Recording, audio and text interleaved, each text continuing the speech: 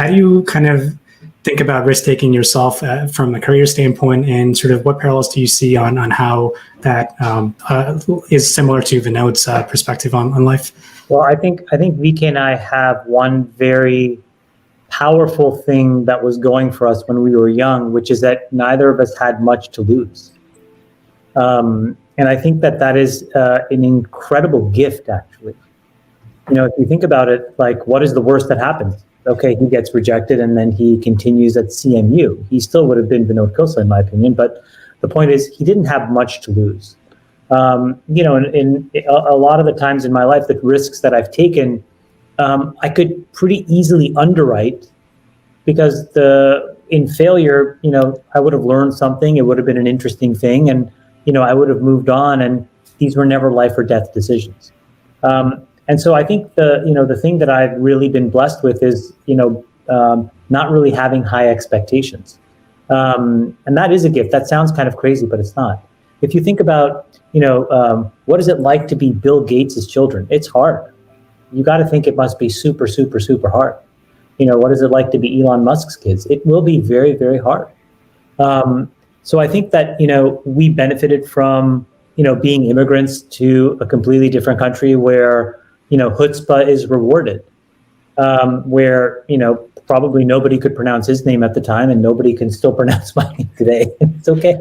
And I think that's really nice. It keeps you grounded and it keeps you grinding. And then all of a sudden risk is, what Vinod said earlier is so true. It's like you can try so many things and learn so much because you can frame things in just a very different way, which is sort of like knowledge and wisdom. And the pursuit of that is so much more interesting than, accolades and the like. So I don't know. I really think it comes down to making sure that you are not convincing yourself that you have so much to lose. Yeah, Chamath said something I want to emphasize. You can focus on accolades in life, and I think one of the fundamental issues I see in law change is most people do what is expected of them. It could be career, getting into the right school, getting the next promotion, working at a name brand company. So you can do what expectations others set for you, or you can do what you believe in. And I've never really worried what others think. I've sort of focused on what I believe in and tried to pursue that.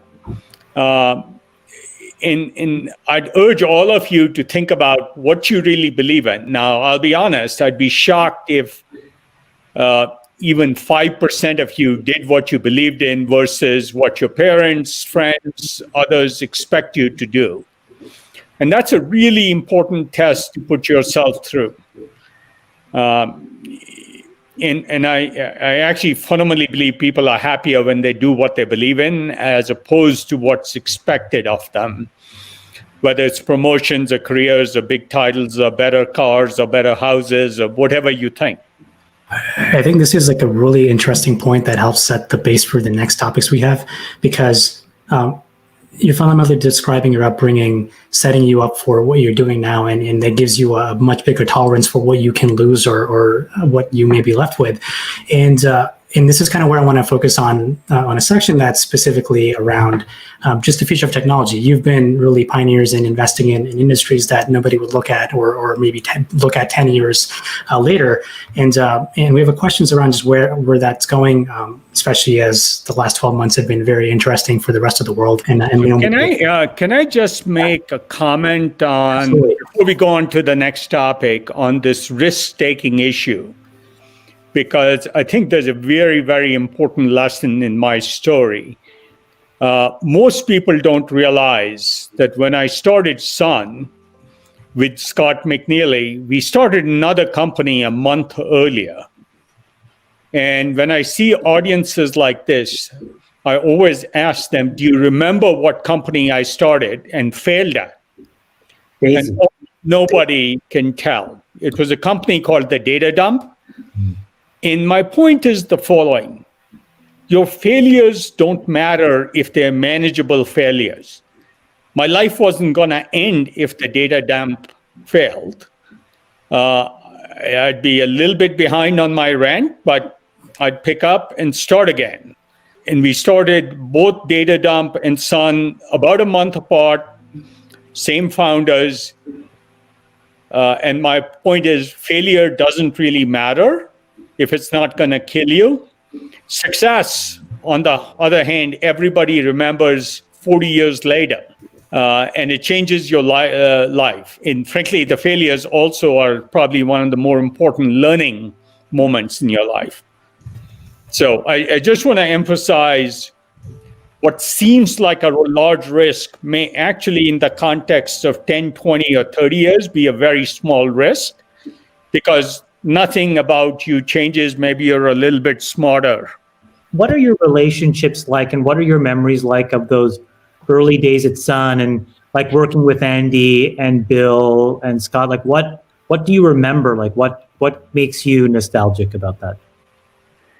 Well, I think, look, it was really my first real job. I'd done another startup called Daisy Systems, which was also quite successful, went public. But it was the first time I actually got to understand what people are like and how important people are. Daisy had great outcome, not great people. I could go into those stories that take forever.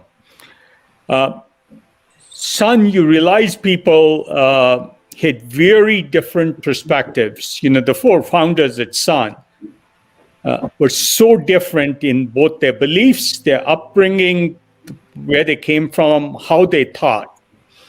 And I got to appreciate that quite a bit. And that's probably the most vivid learning. The other learning, which may be relevant to your audience, the question you asked, which is, I realized how much talent matters, whether you need them or not in the current context. Because when we were so small in our first year, we didn't need a lot of the talent. We were telling a machine and selling it. We hoped someday to do distributed file systems, but nobody cared. Nobody wanted distributed file systems. But we hired the people just to play around. I always say, my favorite saying is, there's a huge difference between a $0 million company and a $0 billion company. And that's how you think about yourself and how much you hire, whether you hire in the ilk of a $0 million company or a $0 billion company. And they're different teams.